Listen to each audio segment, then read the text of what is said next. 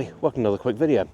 Now this week we're hoping the conditions are going to be about spot on for a nice little wander along Spurn Point. That hasn't quite worked out. We've got at the moment about 19-20 mile an hour winds, gusting up to about 35. So the idea of some nice sort of almost sort of ethereal images with the grasses and stuff like that, yeah, that's kind of gone out the window. So we're going to see if we can get down the Spurn itself. We're at low tide at the moment. We've got till about 4 o'clock before high tide comes in. Very important you keep an eye on that, because there's a section on Spurn Point which actually does get cut off at a very high tide. So you have to be a little bit mindful. Like I say, very, very windy. Shouldn't be any rain, but we'll see what happens. Might be a chance for some wildlife bobbing around, but what I'm going to head down here for is have a look at what the Spurn looks like now. Now it's really, really sort of almost sort of erosion in action that you get down here. It's the only place that I know that each time we've been here it looks completely different. So it's handy just get down here, see what you've got, see what sort of things happen, and you know next time you come down, assuming that it's not completely washed out, you've actually got something that's going to look slightly different. Now some great old stuff here, because the majority of the buildings along here, they're all ex-military, and a lot of the sections now are sort of washed down into the sea, so you get a real sort of mix of old wooden groins, some really nice sort of almost sort of to Planet of the Apes sort of feel to the buildings. So go have a bit of a wander. It's about a 3 mile walk down, so not something you need sort of just, you know, sort of, it's not a bad walk, but remember you're on sand, so it can be quite tiring.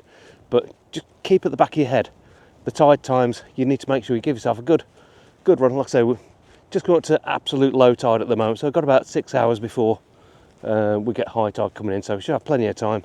But let's go and have a wander, see what sort of things come up, and hopefully the conditions will actually work. It's gone from being really harsh to being, yeah, sort of medium cloudy, so hopefully it'll work, but lots of black and white, I think.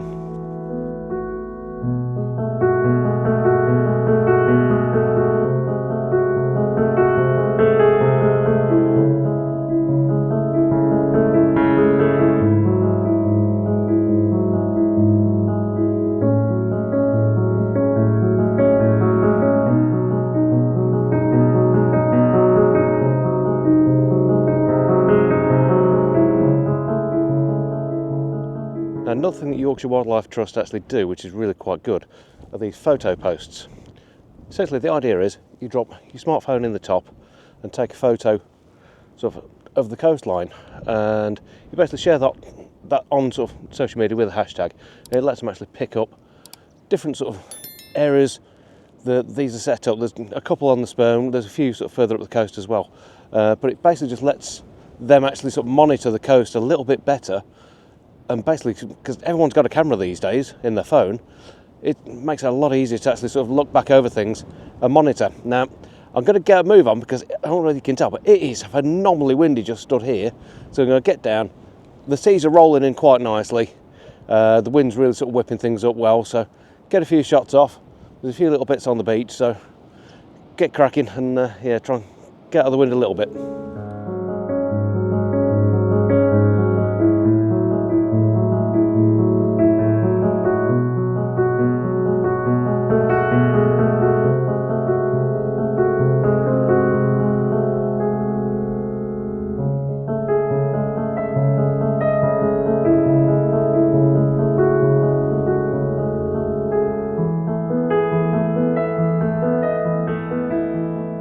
Like I was saying, though, this is the ideal place to actually see coastal erosion actually in action. It changes that often, especially with any of the storms that come through. The coastline changes, and the bits that normally you'd think, all right, that's solid piece of concrete, won't move.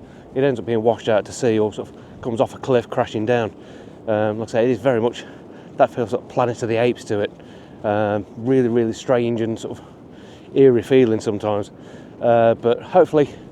We've got a little bit of harsh light going on, lots of black and white coming in, I think. Like I say, no tripod today. Normally I do some long exposure with a tripod. It's too bloody windy. Basically you set a tripod up, you're going to be just fighting all the vibrations from that and make sure it doesn't fall over. It's not really worth it. So handheld, probably a bit of live ND, and try and get some shots. Playing with the light, playing with the cloud, and definitely playing with the features that are actually sort of in front of us at the moment. But yeah, we'll take one down. If we get it right, we'll get down to the Lighthouse as well. It's always worth a bit of a look, but yeah, we'll see what things we can find.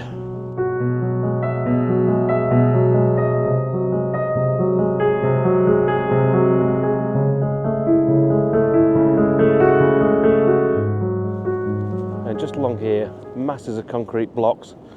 Used to be all part of the old military instalments. But obviously, as the tides come in over the years, it's basically eroded things away, and essentially what you're left with now is just concrete blocks all over the place.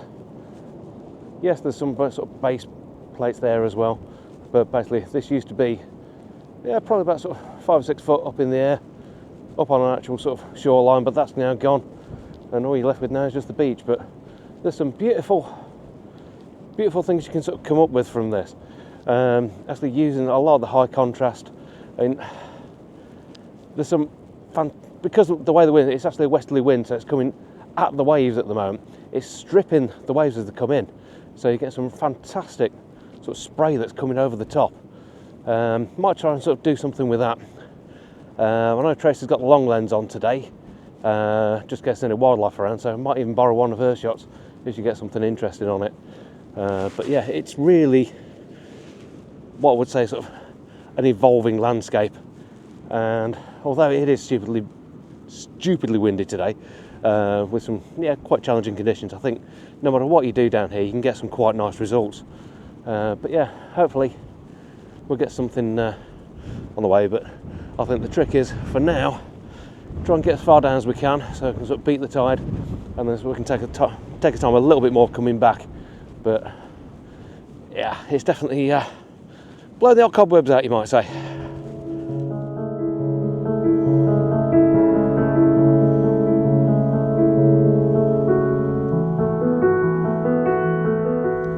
Like I say, in these sort of conditions, you got to do everything handheld really. The Sync IS works wonders on the 12-100 and the OM1, so that's not really a problem for me.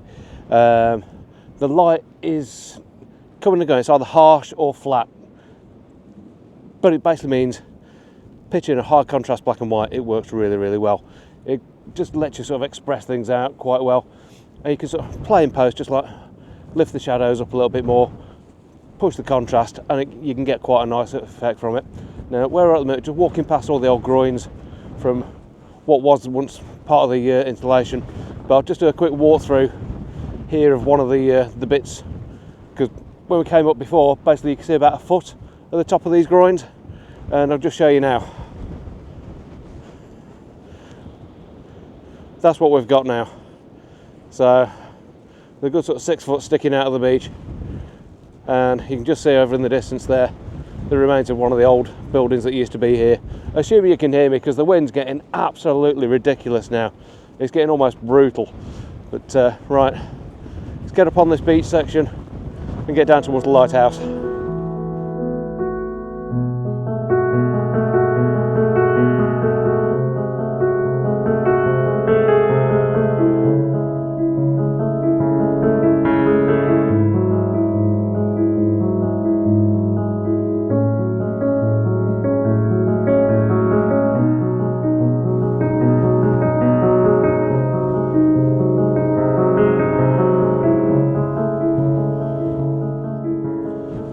One thing that is quite handy, if you really need it, is this. The high tide shelter, or the naughty boy shed. Basically, if you make a bit of a hash of things, and you get caught in sort of the bit where the sea does come over the top of the Spurn, this gives you a little bit of shelter until the tide actually drops back down again. But as it says there, have you left enough time to return before high tide? Think about it, check your tide times, and you should be okay. But obviously a lot of people don't, but you have got at least somewhere to sort of duck into just in case.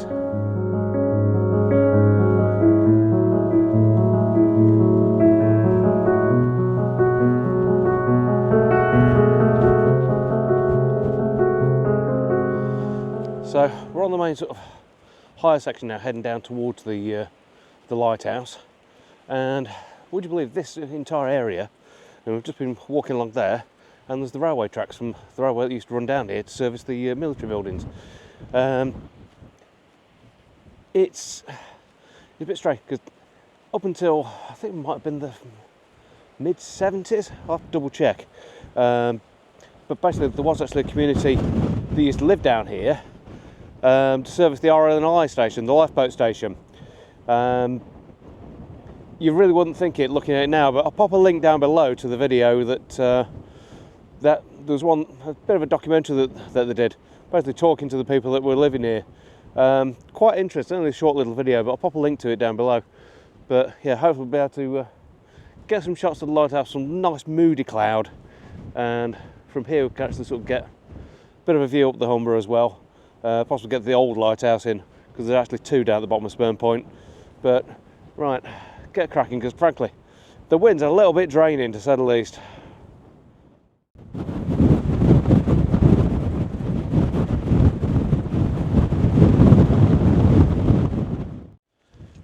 Now if you are considering coming down to Spurn Point, two things to remember. One, check your tide times, make sure you know if you're doing the full run that you're not going to get stranded. Really important, easy to check, go on any of the websites to give you the tide times, you can work it out from there. Two, make sure you've got some reasonable footwear. So although at the minute we're actually walking along a concrete section, which is part of the old road, it's gone back there, so you're on sort of deep sand, shifting terrain. Yeah, you need something you're not going to just end up sinking in, so it's not a jeans and trainers sort of walk. Obviously, yeah, it's the sort of thing where gear does matter a little bit, because if you get caught down here in a rainstorm, there's no real place to sort of disappear unless you're up by the hut back up there. So you got to sort of just plan out a little bit more. I mean, normally when I go out on a photography run, I've got a rough idea where I'm going. I'll check the weather on sort of multiple apps, check weather radars, and have a look. So I've got an idea what's going on, but stuff like this you have to pre-plan a bit more. Basically, you just don't want to get caught out. It's sort of thing where nature, it really is at its most brutal, and yeah, it's definitely worthwhile.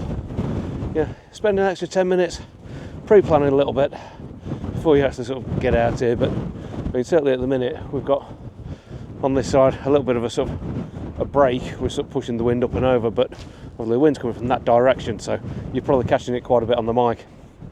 But yeah, it's a tough slog today. It's a real tough slog. I mean, it's only sort of 3.5 miles from the visitor centre down to the lighthouse and the end of Spurn Point. But certainly, I mean, we did this at night last November, and it feels like a phenomenally long walk compared to what it really is. But yeah, that's part of it. And it was a good night actually. Got a couple of little astro shots in. I'll pop one of them up now. Nothing spectacular. It was just like a quick test. See what I got. I'd only got the 12-100 on. I'd not got the fast lenses with me. It was just something to have a bit of a wander down with one of the other YouTubers that I know, David Flower. Actually, go check him out. I'll pop a link to his channel down below. Yeah, really good guy from sort of the whole area. So yeah, probably doing some more bits with him later on in the year as well.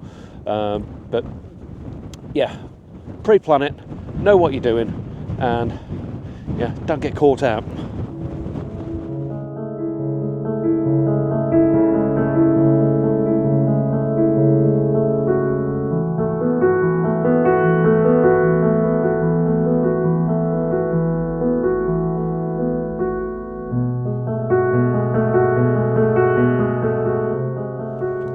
So we're nearly at the lighthouse now.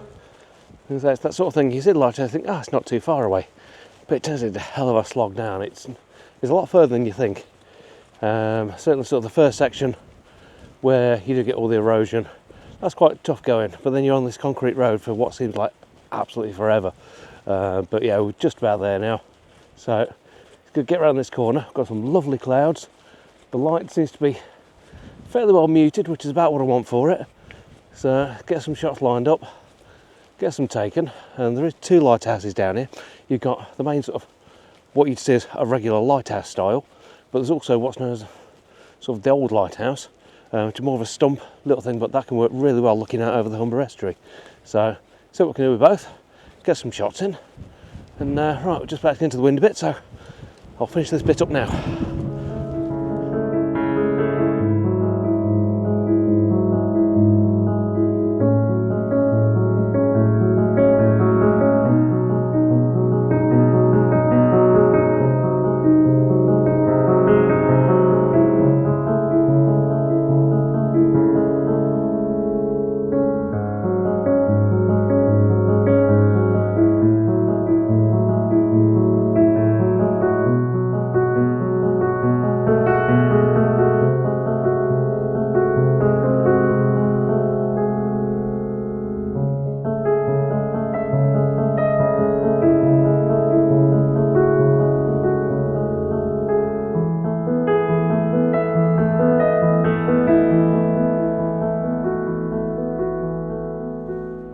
There we go, I made it down to the old lighthouse. Typically, with always lovely moody cloud that we've got going on, it's actually cleared down here, so it's not quite what we're hoping for, but you take the rough with the smooth. There's still some great black and white shots to be had in this section of the Spurn. Not many people get down here, so yeah, you've got some lovely pristine beach that you can play with. But I mean, if I spin you around, excuse the wind noise, so over that way, and even just spin you around here, just behind me there, where the other lighthouse is. There's a lot of old buildings here where it's just been eroded away. But yeah, that is actually quite a nice subject. Nice moody black and white. Try and bring these clouds in a bit. Might be a couple of sort of shots, try and get a little bit of foreground in from the old bits, but yeah, it's been quite a nice wander. A few more shots coming up now for you. If there's something you've sort of fancy doing, sort of coming down here, I'll reiterate again, plan your journey out. Don't just assume that you can just turn up and be fine. I mean, we know now we've got a good 4.5 hours before we sort of really sort of need to worry about any sort of tide time, so it's not really been much of an issue for us at all. Pre-plan it, think about what you're doing before you get down here. Last thing you want to do is be stuck here for what, 4 or 5 hours waiting for the tide to recede so you can get back home. It's not fun, it's not clever, so get the planning right. But from a very, very windy Spurn Point on the East Yorkshire coast, thanks for watching. We'll see you again next time. Take care.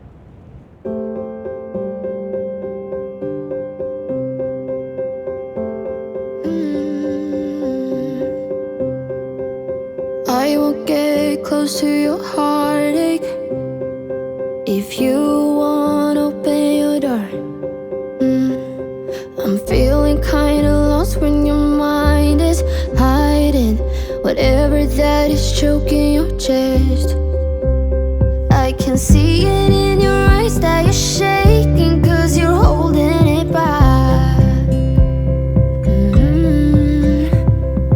Maybe you'll make up your mind now I'm here by your side. So let it all out of me. Let it all out of me. Oh, I will hold you in the dark, make you forget about what's wrong. Let it all out of me.